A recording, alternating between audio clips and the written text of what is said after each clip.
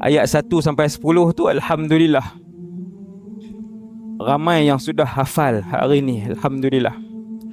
Semoga Allah Ta'ala mengurniakan istiqamah kepada kita semua untuk mengamalkan surah Al-Kahfi. Dan sebelum itu yang lebih utama sekali ialah tuntutan benda yang wajib ke atas kita semua, yang tu jangan tinggal, iaitu solat dan lain-lain yang seumpama dengan solat yang wajib, yang fardu.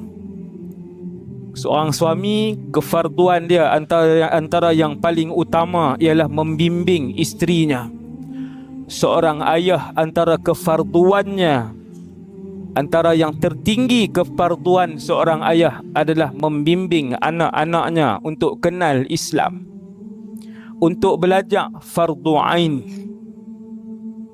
Kemudian baru kita amal yang lain-lain yang diajarkan oleh Nabi sallallahu alaihi wasallam.